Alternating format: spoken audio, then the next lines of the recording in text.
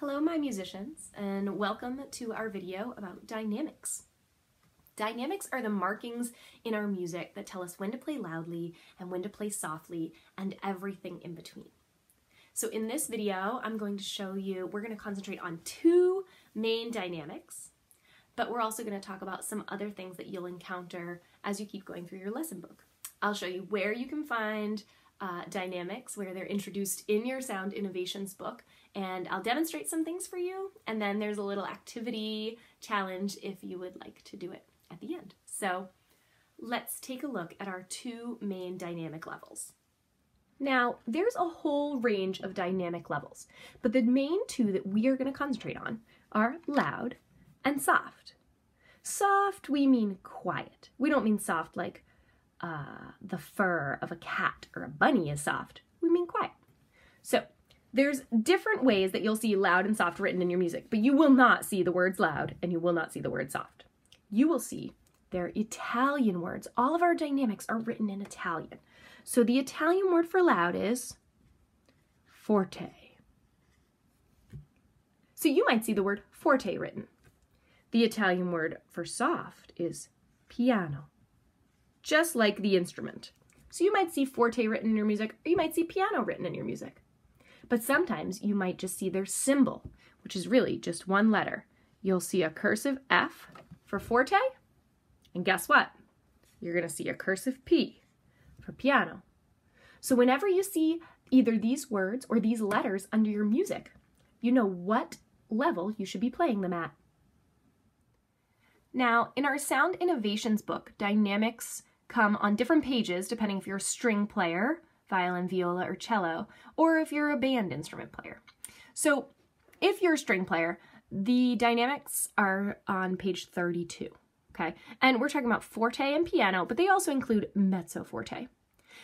And this kind of gets into depth about what you need to do to create those different levels of being louder or softer, including your arm weight and your bow speed and where to put your bow. They even give you this.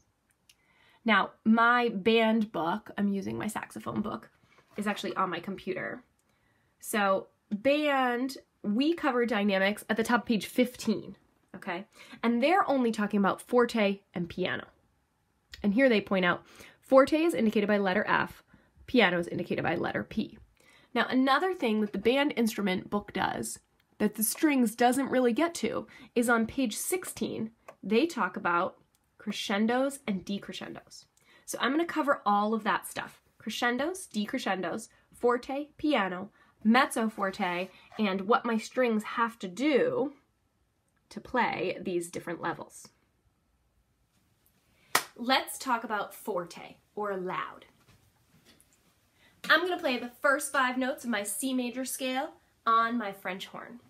To play loudly on any wind instrument, you need to have strong air, okay? So nice and powerful and confident without blasting, because you want to make sure that you have a nice tone and that you're in tune, that you're playing the right note. You don't lose it because you're pushing so much air through the instrument. But stronger air for any of my wind instruments, trumpets, trombones, clarinets, flutes, saxophones, nice and strong air is going to give you that forte sound. So here's forte.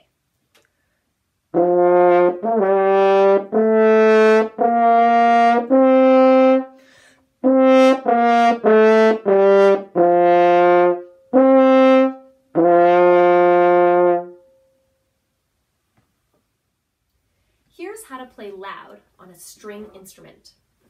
First of all, you want to be bowing closer to your bridge. So not right up in your fingerboard and not in the middle, but closer to your bridge is going to give you a louder sound. You're also going to add a little bit more weight with your bow arm, okay? So a little bit more pressure and weight there, and a slower bow speed will also help you play louder. So let's play loud on our string instruments.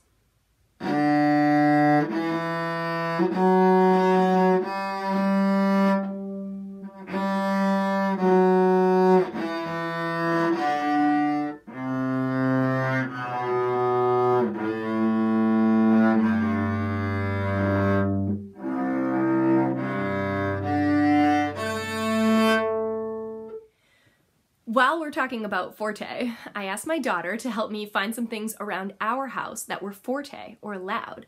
So let's check out our examples that we came up with. Loud!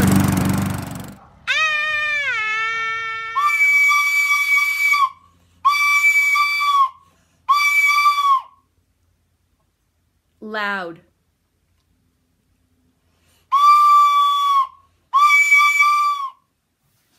Okay, now let's talk about piano, or quiet, or soft. If you're a wind player, again, any of my reed players, flutes, brass, you're gonna back your air off.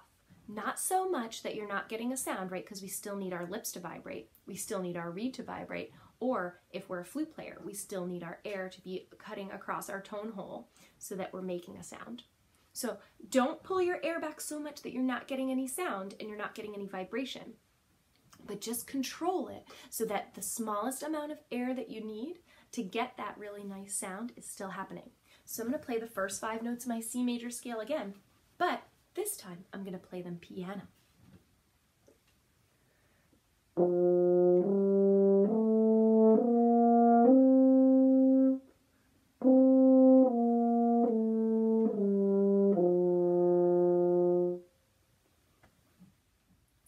Play piano on your string instrument. Now you're not bowing close to your bridge, you're going to come up and bow closer to your fingerboard. In your book they call this the piano lane, and they call down here your forte lane of where your bow goes. So for piano, closer to your fingerboard, a lighter arm weight, so not as much pressure as when we were playing forte, and a faster bow will help it be more piano, more quiet. So let's play a little piano on our instrument.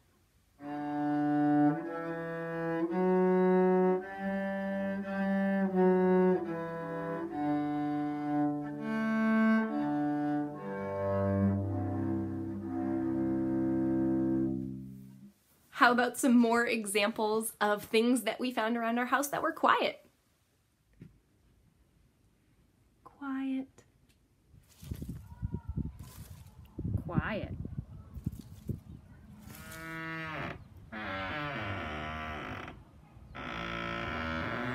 Do you think this is loud or quiet? I think it's medium. Aha! Laurel brings up a very interesting point. Things aren't only ever just loud or quiet, right? There's a whole range in between. This is going up on my Google Classroom. But so you can see, there's all sorts of things from very loud and very, very, very, very loud to very, very, very, very soft, and all of the stuff in between. So if we were going to play something medium loud, now my string players, this is in your book on page 32. We put this Italian word in front of it, mezzo, M-E-Z-Z-O. Okay, but you don't say mezzo, you say mezzo, almost like pizza. We don't say pizza, right? Mezzo is the Italian word for half, but here we're going to think of it as medium. So if you have mezzo forte, you're playing medium loud. If you have mezzo piano, you're playing medium soft. And look, in the cymbals, they just add an M in front of the P or the F. So as you're playing, try to get those different levels. Instead of just loud and just quiet, what about medium loud? What would medium loud sound like on your instrument? One more thing that I wanted to cover was crescendos and decrescendos. So for my Spanish-speaking friends, are you familiar with this word? Creciendo. In Espanol, it means growing. Here's the thing. When we get rid of this I, it becomes crescendo. It's the Italian version of that word. And when we apply it to music, it means you're gradually getting louder. It's growing. Your sound is growing. So if you're somebody who knows Spanish and you know that word creciendo, you can hopefully translate it to crescendo. And that means getting louder. Now, sometimes you'll see crescendo written in your music. Sometimes you'll just see creche, C-R-E-S-C, as an abbreviation. Or there is a symbol that looks like this. It looks like a really stretched out less than sign, doesn't it? But when you see this, This is a visual representation of I'm supposed to get louder, but you don't get louder all at once. You get louder gradually over time. Now let's talk about the opposite of a crescendo. The opposite of a crescendo is a decrescendo, or you could also call it a diminuendo. When you diminish something, you make it smaller, right? So decrescendo and diminuendo, they're synonyms. They mean the same thing. You can see D-I-M written in your music. You could see decresce, D-E-C-R-E-S-C period, or you can see decrescendo, or you can see the symbol. And I bet you could already guess what it looks like. That's right, a stretched out greater than sign. And that's showing you that you're loud, and then gradually over time you're getting quieter and quieter and quieter. I'm going to show you some examples of crescendos and decrescendos. Okay, here's my example of crescendos and decrescendos. I'm actually going to put them into the song Mary Had a Little Lamb. So let's see if you can hear when I'm crescendoing and when I'm decrescendoing.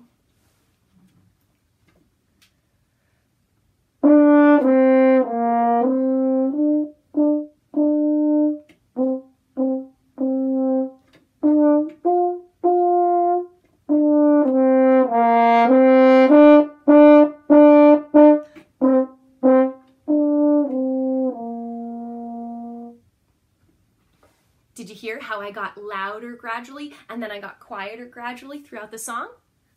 Crescendos and decrescendos. Okay, so as I'm going to crescendo and decrescendo, I'm going to be changing my arm weight, my bow speed, and bowing from here down to this lane, right? From your piano lane to your forte lane. All right, I'm just going to do, let's do a D major scale in quarter notes. So D, D, D, D, E, E, E, E, like that. Ready? I'll crescendo on the way up and I'll decrescendo on the way down.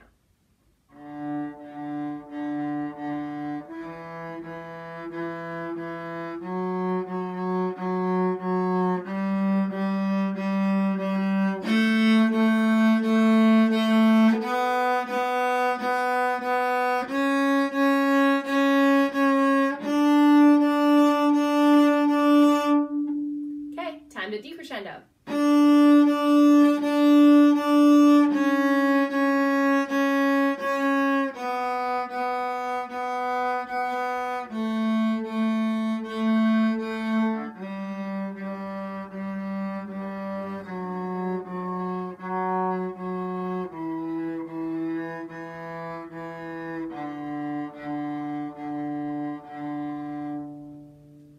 That is a great way to practice crescendos and decrescendos. Put them into a scale, gradually getting louder and gradually getting softer.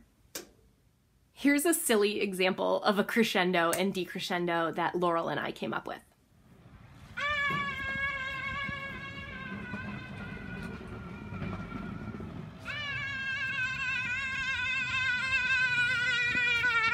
All right, guys, hopefully now you have a good idea of this concept of dynamics, right? Your loud and quiet instructions, and at least piano and forte.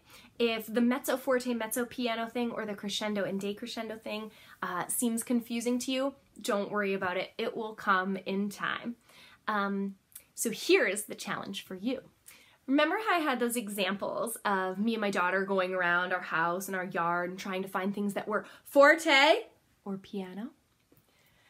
I would love to see what you guys can come up with. What can you find in your house to demonstrate forte or piano? Please feel free to include your playing your instrument because you can get a whole range of dynamic values on your instrument.